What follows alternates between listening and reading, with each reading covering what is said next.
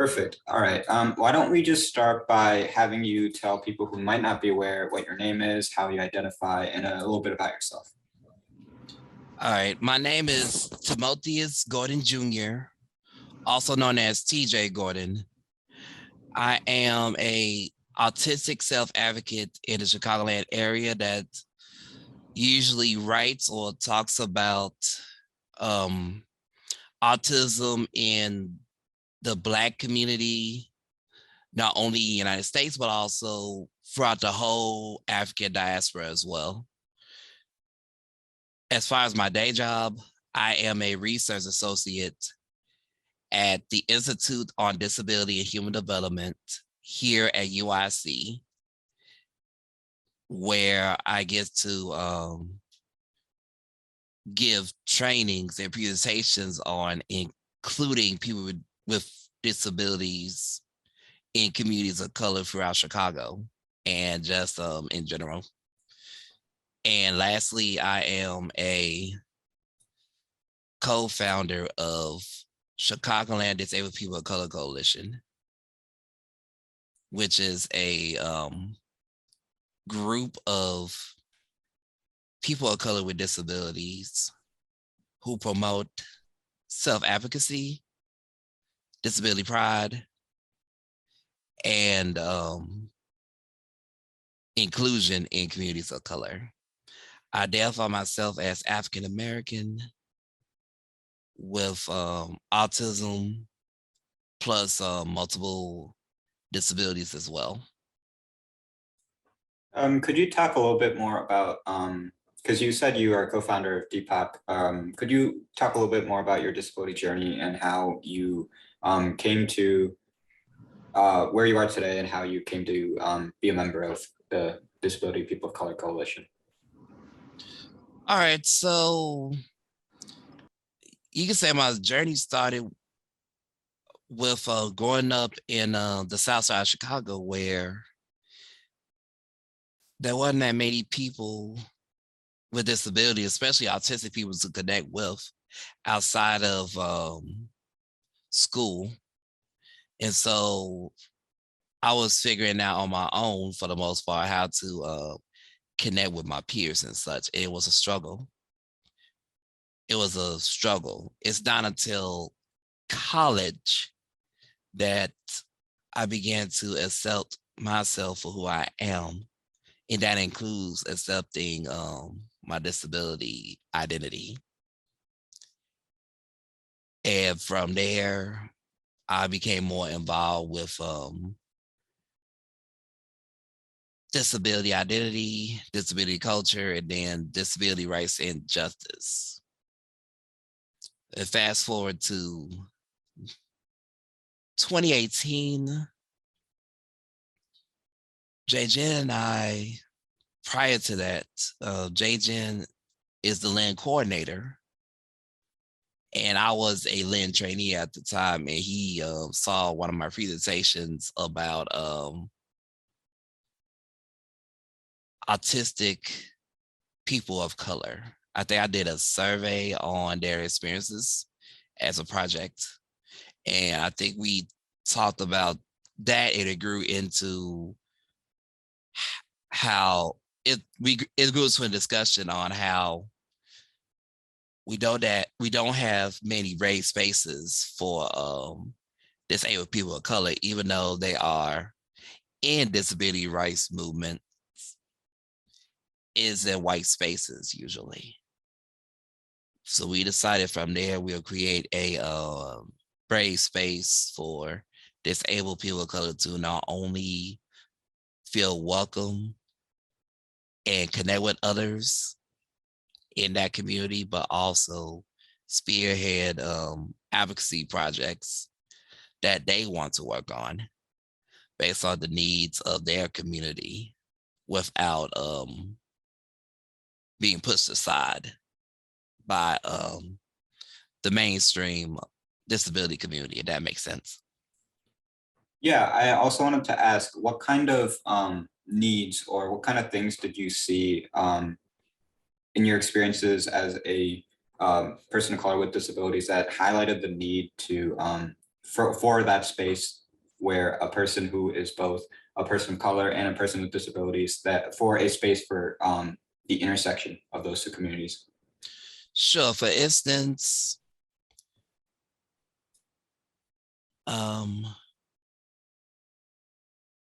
just a small community. It's a small community. We just wanted like a community where it is easier to connect with people of color with disabilities, preferably in communities of color, but definitely in the Chicagoland area, because as I stated before, in my childhood, it was difficult to find, but even as I came out as autistic and having multiple disabilities in general, it was still hard to find people of color with disabilities to connect with in one place. It's usually in like other disability spaces, but not in our communities from the South or the West Side, or even any ethnic communities, really. So I think that's the main thing we needed. And also we want to address how can we be included in our own communities, considering that there are some in our communities who still do not understand what a disability is. They are scared of disability, therefore discriminating disabled folks in the process. So we wanted to address that as well, along with addressing housing, employment, multitude of things. Could you also talk a little bit more about how your individual communities view one another? How your community of people with disabilities views your community of color, or vice versa? That's a good question.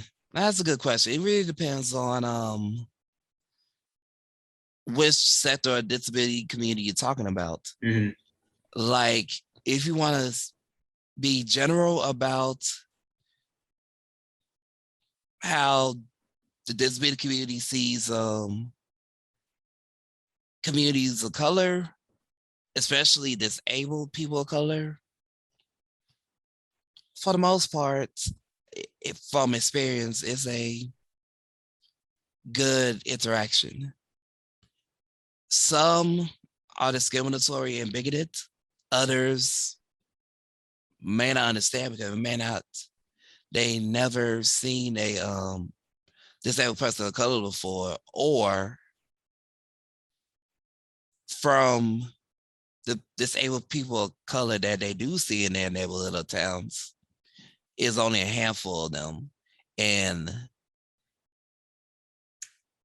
they may not able to see the racism, ableism that they face as much. Mhm. I will also add, if you go to different parts of the communities, when it comes to the disability community, like I don't know, autistic community, the deaf community, or people who use wheelchairs and mobile aids. Again, it really depends on who you ask or where you go. But I would say for the autistic community, based on my experiences, hit and miss. Mm. Hit and miss, because while autistic people of color may be accepted in the overall autistic community in general, but because of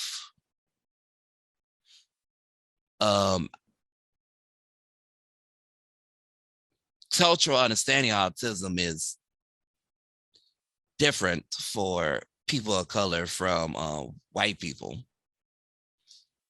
White autism may not accept autistic people of color fully, or they may intentionally see the autistic side only, but not your racial identity or vice versa. It's complicated, but it's, for a general sense, it depends on you ask. Yeah, no, that makes sense. Have you encountered any unique challenges that you've experienced as a person with as a person in this very specific intersection of disability and a community of color? I have faced quite a few. Want to be friends with disabled people in general could be difficult because on one hand, I'm too African American, I'm too Black to connect with a person with disability, especially in my case, an autistic person, because of cultural differences. On the other hand, if I, when I want to bond more with my culture and the Black community, some of them would dismiss me because I don't have the traits that they want for me, quote unquote, like the fact that I like to watch anime or read books may not be seen as Black in some, for some people. So I'm in this conundrum where I can't fit into either group. I could blend in a little bit, but to be fully in, no. Because it's always seems to be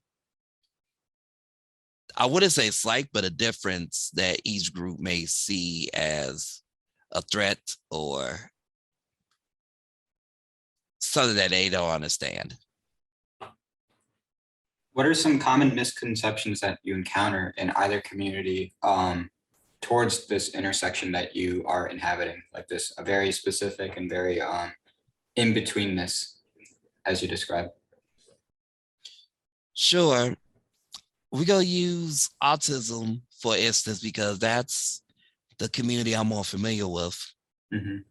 So if I go into the autism community, I'm talking about all autistic people. Okay. If I don't talk about um, science, quantitative data, trains, math, all the techie stuff, Mhm. then I'm not viewed as autistic, even though I have a strong knowledge of other things like cooking, culture, football.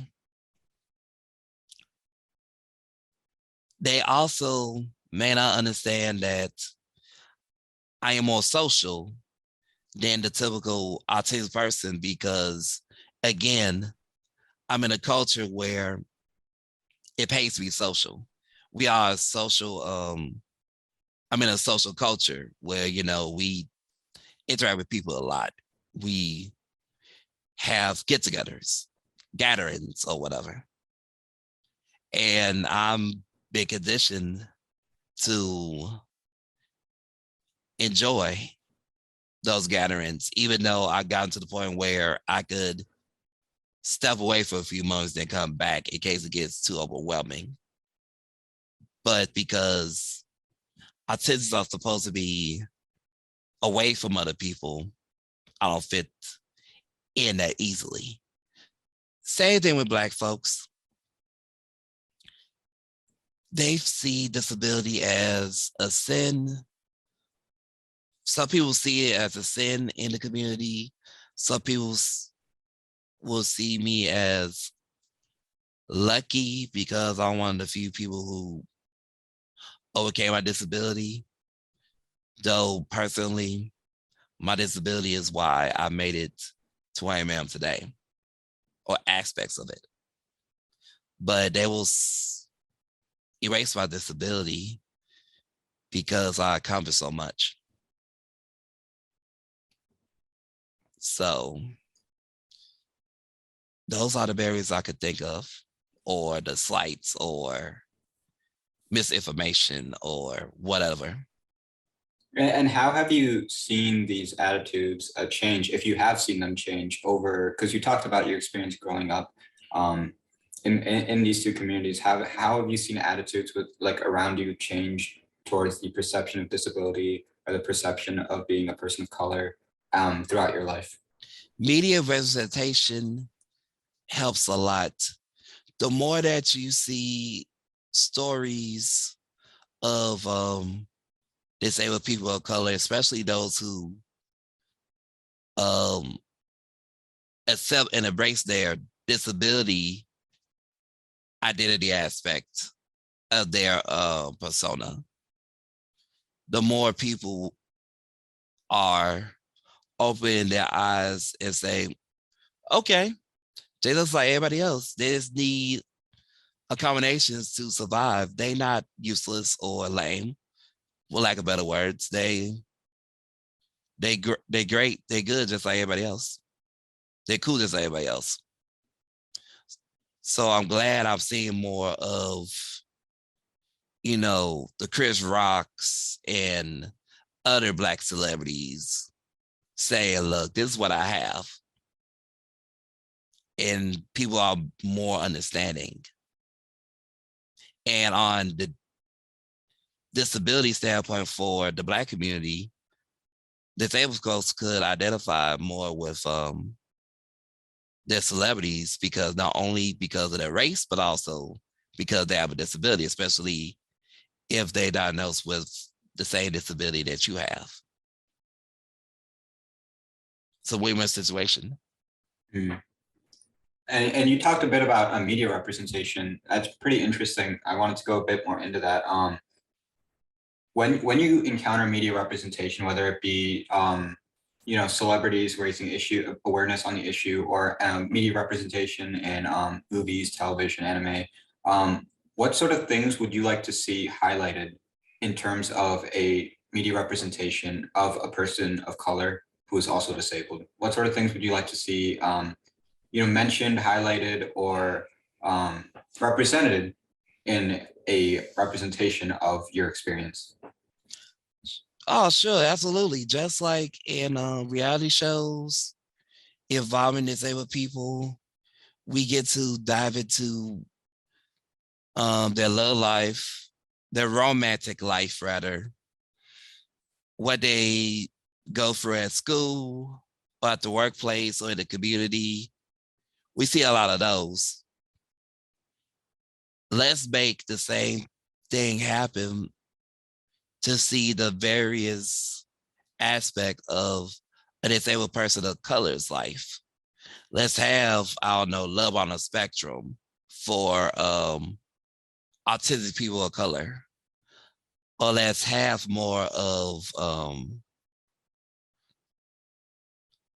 the City Pretty Lolo or Lawrence Spencer in a world. I think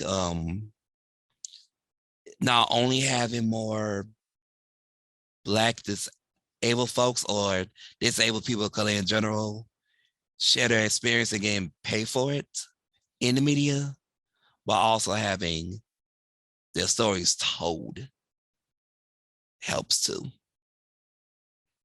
Especially on like the things that we face every day, whether it's love, getting through school and work, or relating to our community. Yeah, media representation can be extremely helpful for people of all walks of life, especially when you're still coming to terms with your own place in your community growing up.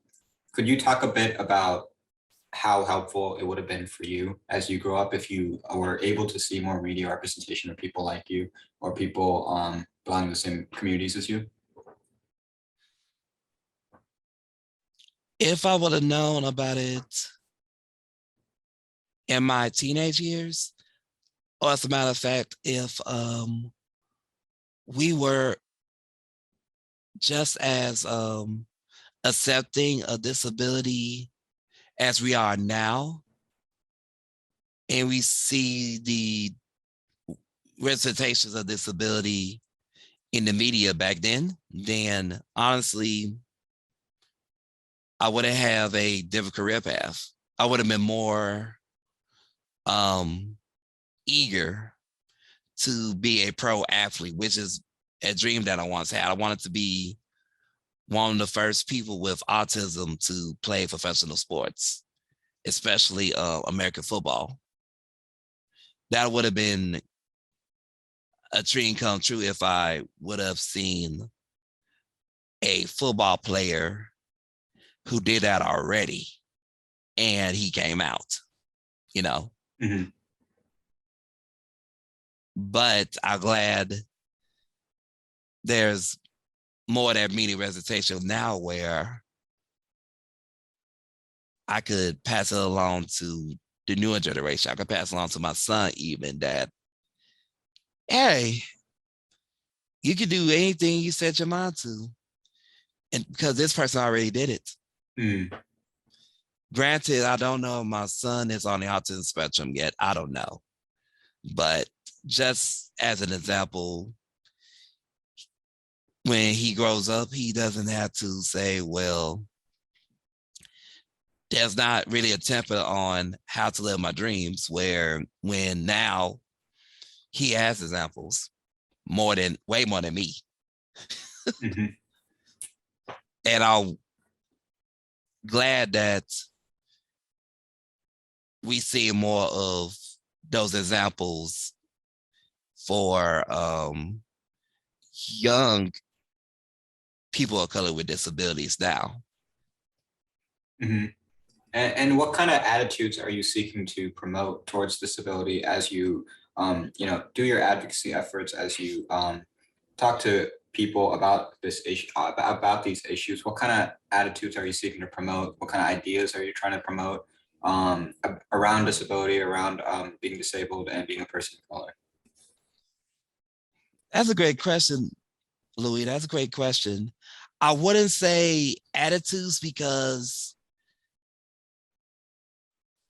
with how disability is being portrayed in media, it always has to be either positive or negative. With my work, Mm-hmm. it's more so about presenting the various facets and tenets of our experience as far as what we go through, what we want, and what we bring to the table. Mm-hmm. So when a person approached me about learning more about disabled people of color, for instance, not only I want to tell that person about our struggles to transition to adulthood from high school and childhood, or our struggles to have housing, but I want to also tell them about all the great leaders and celebrities we have in our community, all the great things they're doing.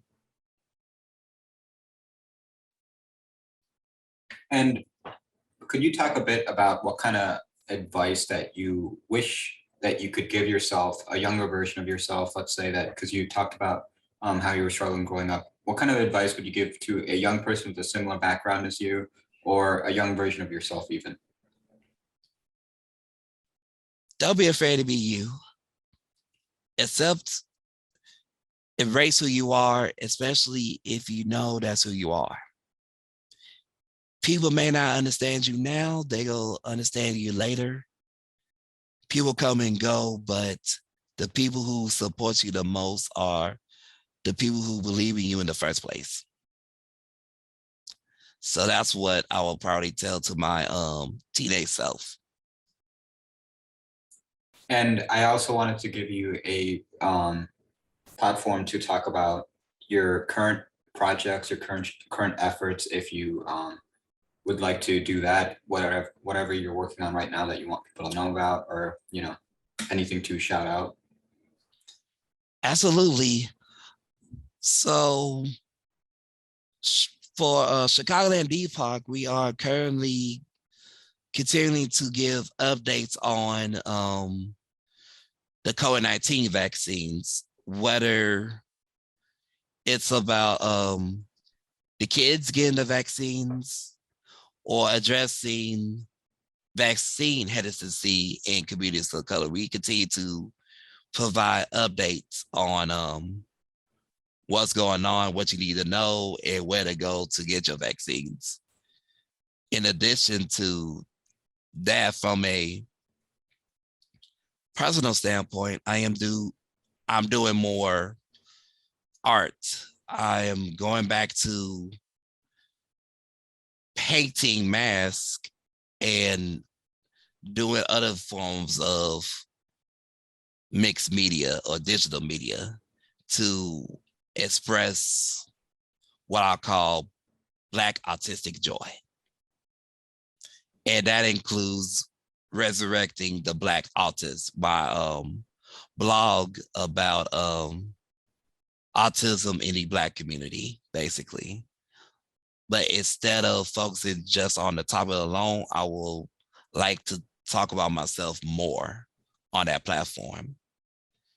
And for those who want to follow Chicagoland DPOCC and the Black Autist, if you Google THEBLACKAUTIST,